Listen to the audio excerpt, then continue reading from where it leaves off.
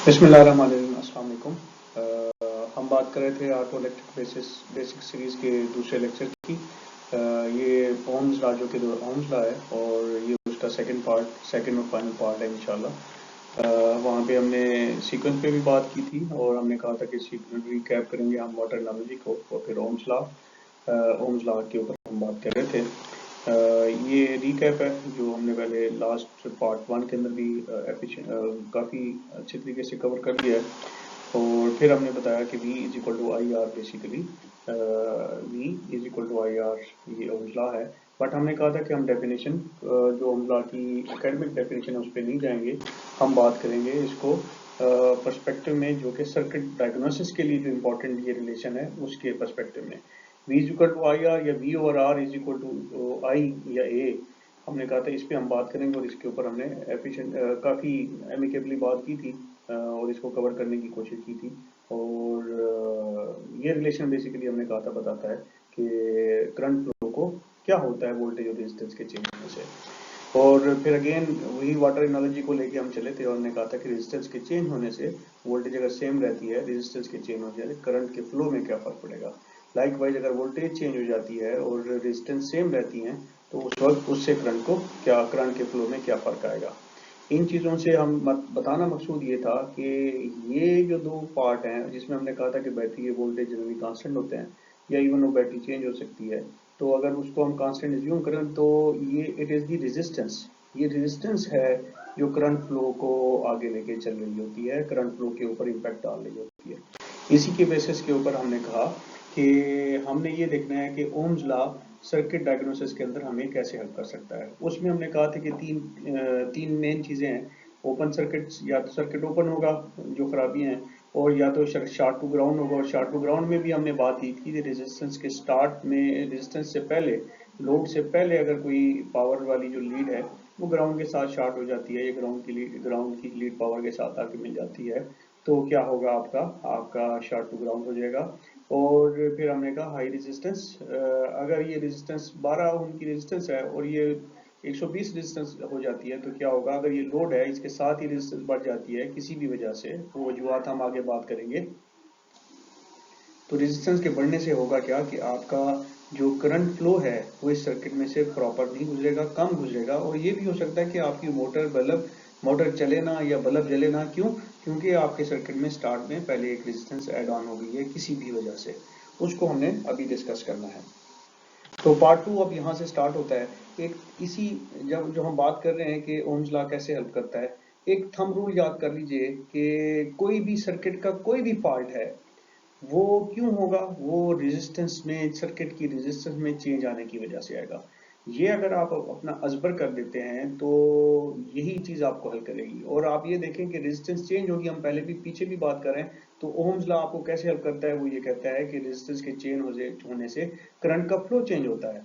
Resistance के change होने से करंट का फ्लो, अब रेजिस्टेंस कैसे कैसे चेंज होती है, रेजिस्टेंस अगर रेजिस्टेंस इन्फिनिटी होगी है, बहुत ज्यादा बढ़ गई है रेजिस्टेंस, तो क्या होगा, रुकावट बहुत ज़्यादा बढ़ गई है। तो ये उस तरह की एग्जांपल है कि यहाँ पे फॉर एग्जांपल कट है, ये सर्किट कट गया किसी वजह से, तो ये खुल गया, तो इसके अंदर रेजिस्टेंस जो खुलने वाला पार्ट है वो बेसिकली इन्फिनिटी रेजिस्टेंस कहलाता है कि रेजिस्टेंस बहुत ज़्यादा है।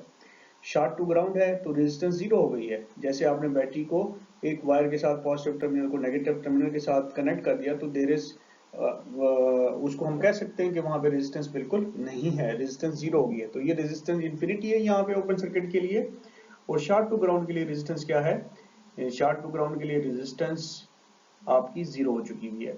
और इसमें हाई रेजिस्टेंस यानी कि रेजिस्टेंस जो सर्किट के अंदर होनी चाहिए थी उसमें बढ़ गई है। अगर बढ़ गई है तो आपका करंट का फ्लो कम हो जाएगा। और करंट का फ्लो कम हो गया और वो इतना कम है कि वो जो एक्चुएटर या वो जो मोटर लगी हुई है या वो जो बल्ब लगा हुआ है या वो फैन लगा हुआ है या एनीथिंग जो लगा हुआ है, वो उसके लिए वो फ्लो नाकाफी है। तो जब वो नाकाफी हो जाएगा तो ऑब्वियसली वो चीज़ काम नहीं करेगी। आपकी कंटिन्यूटी भी होगी, हर चीज़ अवेलेबल होगी, बट क्या होगा, आपके वोल्टेजेस भी अवेलेबल होंगे बट करंट फ्लो नहीं करेगा। तो रेजिस्टेंस की चेंज में या तो रेजिस्टेंस वायर टूट गई, उसकी रेजिस्टेंस इन्फिनिटी होगी, वायर शॉर्ट हो गई तो रेजिस्टेंस जीरो हो गई, या फिर ये है कि आपकी जो कोई रस्टी वायर है, रस्टी कनेक्शन है, जिसको करोजन लग चुका हुआ है, किसी कनेक्शन को, किसी जॉइंट टर्मिनल के ऊपर करोजन आ गई है, तो वहां भी रेजिस्टेंस बढ़ेगी।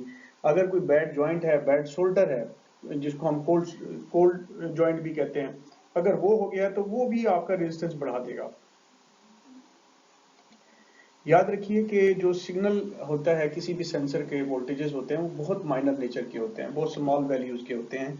आप उन स्मॉल वैल्यू के लिए हल्की सी रेजिस्टेंस चेंज आ जाए, वोल्टेज अगर कम है, हमने पीछे देखा था वाटर एनालॉजी के अंदर, वोल्टेज अगर कम है तो थोड़ी सी रेजिस्टेंस भी आपके करंट फ्लो के ऊपर अच्छा खासा इफेक्ट डालती है। फिर अगर एक वायर है, वायर के 10 या 12 स्टैंड हैं, उसमें 10 या 12 छोटी छोटी बारीक वाली तारें लगी हुई हैं, जिनको ज्वाइन करके एक सिंगल वायर बनी है, उसको हम स्टैंड कहते हैं। तो अगर उसके 10 स्टैंड हैं, उनमें से अगर फॉर एग्जांपल 8 या 9 स्टैंड जो ना वो टूट गए हैं, वो कनेक्शन के साथ, वो कनेक्शन नहीं दे रहे आगे टर्मिनल के साथ, सिर्फ एक ज्वाइंट ही दे रहा है, तो ऐसे सर्किट में फॉर एग्जांपल यहाँ पे ये जो मोटी वायर है, इसके 10 स्टैंड हैं, उनमें से एक स्टैंड इस लोड के साथ कनेक्टेड रहता है, बाकी बाकी नहीं रहते। तो फिर क्या होगा, यहाँ पे चूंकि रास्ता तंग हो गया है तो करंट का फ्लो कम होगा, यानी कि रेजिस्टेंस इस जगह पे बढ़ जाएगी। अब जब रेजिस्टेंस बढ़ गया तो करंट का फ्लो बहुत कम होगा यहाँ पे। वो ये हो सकता है कि ये जो लोड है, जिसको हम रेजिस्टेंस कह रहे हैं, ये लोड उससे ऑपरेट ही ना हो सके, ये करंट का फ्लो इतना कम है। तो हम आगे आते हैं कि दिस चेंज इन रेजिस्टेंस, ये जो चेंज रेजिस्टेंस में, रेजिस्टेंस के अंदर आ रही है, ये क्या कर रही है, करंट के फ्लो को फर्क डाल रही है और सर्किट के अंदर। और हम क्या करना चाहते हैं, हम चूंकि डायग्नोज करना चाहते हैं, हम पता करना चाहते हैं कि रेजिस्टेंस बड़ी कहाँ है, तो हम क्या कर सकते हैं, हम अगर करंट का फ्लो मालूम कर लें तो हमें क्या मिल जाएगा, हमें पता चल जाएगा कि रेजिस्टेंस कहाँ पे चेंज हुई है, किस जगह पे चेंज हुई है। बट अब हम करते क्या हैं, हम करंट के पीछे तो बहुत शाज़ो नादर ही जाते हैं। हम जा किसके पीछे रहे होते हैं, हम जा रहे होते हैं वोल्टेजेस के पीछे। क्यों? बात हम सारी करंट फ्लो की कर रहे हैं, लेकिन हम जब डायग्नोसिस के ऊपर जा रहे हैं तो हम कह रहे हैं कि हम वोल्टेज वैल्यू के पीछे जा रहे होते हैं, वोल्टेजेस के पीछे जा रहे होते हैं। क्यों? तो उसका आंसर ये है कि करंट को मेजर करने के लिए आपको इस सर्किट को कट करना पड़ेगा और आपके मीटर को एक तार इधर और एक तार इधर लगानी पड़ेगी, तो फिर ही आप इसका करंट मालूम कर सकेंगे। ये तो बिल्कुल ही सादा और सिंपल सर्किट है। अब जो कॉम्प्लेक्स सर्किट है, जिसमें पैरेलल सीरीज में लोड लगे हुए हैं, रेजिस्टेंसेस लगी हुई हैं, तो अगर आपको हर ब्रांच में करंट फ्लो मालूम करना है, एक चीज को जो कि मालूम नहीं है कि सर्किट में कहाँ पे इशू है, तो उसको मालूम करने के लिए आपको हर ब्रांच में अगर करंट मालूम करना पड़े तो आपको सर्किट को या तो कट करना पड़ेगा या हर जगह पे आपको प्लग उतारने पड़ेंगे। इवन ये भी होगा कि आपको वायर काटनी पड़ेगी। तो वो काफ़ी मुश्किल काम है और उससे ज़्यादा खराबी आने के चांसेस हैं। और पर्टिकुलरली जहाँ पे इंटरमिटेंट के केसेस होते हैं कि टर्मिनल, बाजू का टर्मिनल में इंटरमिटेंसी होती है, आपको प्रॉब्लम आता है, फिर प्रॉब्लम गायब हो जाता है। और अब अगर प्रॉब्लम आया हुआ है, कई दफ़ा होता है कि आप प्लग उतारते दोबारा लगाते हो, प्रॉब्लम आता ही नहीं है, और फिर हो सकता है महीने बाद आए, 2 महीने के बाद आए, लेकिन प्रॉब्लम वहीं पर मौजूद है, क्योंकि वो इंटरमिटेंट है, हिलता है किसी वजह से, किसी और वजह से, उसमें किसी वक्त जो है ना करंट फ्लो कर जाता है, किसी वक्त नहीं कर जाता। तो इन चीज़ों को कट करना या प्लग को रिमूव करना डायग्नोसिस के लिए वो एक अच्छा सोल्यूशन नहीं है। तो उसके लिए आप जाते हैं वोल्टेजेस के पीछे। वोल्टेजेस में आप एक लाइव सर्किट के ऊपर किसी रेजिस्टेंस के अक्रॉस वोल्टेज मालूम कर सकते हैं, सर्किट के अंदर कहीं पे भी आप वोल्टेज। फिर वोल्टेज जब आप मेजर करते हैं मल्टीमीटर के साथ, उसमें एक और बेनिफिट भी है कि उसमें आपकी सेफ्टी है, सर्किट की भी और आपकी इक्विपमेंट की भी सेफ्टी है जब आप वोल्टेज की प्रोब्स लगाते हैं, क्योंकि वोल्टेज की दोनों प्रोब, पॉजिटिव वाली और नेगेटिव वाली, ब्लैक और रेड, इन दोनों के अंदर बहुत हाई रेजिस्टेंस होती है, इस हद तक होती है कि वो दोनों अलग-अलग as a single lead treat होते हैं और उनका आपस में मल्टीमीटर के अंदर या वोल्ट मीटर के अंदर कोई ताल्लुक एज सच नहीं बनता, वो एक दूसरे का बस रेफरेंस, उनकी वैल्यूज ली जाती हैं। इसको हम डिटेल में बात करेंगे कि वोल्ट मीटर की जो प्रोब है, जब आप वोल्ट मीटर के तौर पे उनको ले रहे होते हैं तो उनके दरमियान में, ब्लैक और रेड लीड के दरमियान में हाई इंपीडेंस या हाई रेजिस्टेंस का क्या मतलब है, इसको हम जब वोल्ट मीटर के ऊपर कोई लेक्चर करेंगे तो उस पर हम इंशाल्लाह डिस्कस करेंगे। तो ये हमने पीछे बात कर ली कि हम वोल्टेजेस के पीछे जाते हैं। अब वोल्टेजेस को मेजर कैसे करना है या किस तरीके से हम ये मालूम कर सकेंगे कि जी अगर एक सर्किट जो हमें नज़र नहीं आ रहा, ब्रेक कहाँ पे है, हम किस तरीके से मालूम कर सकते हैं कि किसी सर्किट की रेजिस्टेंस बहुत ज़्यादा हुई हुई है, किसी कोई जो ना शॉर्ट है, अगर वो, लेकिन वो आपको डिटेक्ट नहीं हो रहा, लूम्स के अंदर शॉर्ट है, तो उसको इजीली वोल्टेज के साथ, वोल्टेज को मेजर करने के साथ हम कैसे मालूम कर सकते हैं, क्योंकि करंट तो मालूम सीरीज में है, उसको हम मालूम करना बड़ा मुश्किल काम है। और ये काम करने के लिए, वोल्टेजेस के लिए, हमें फर्दर दो कॉन्सेप्ट को सीखना पड़ेगा जो हम इंशाल्लाह अपकमिंग लेक्चर में कवर करेंगे। वो है किरचॉफ वोल्टेज लॉ और वोल्टेज ड्रॉप के कॉन्सेप्ट।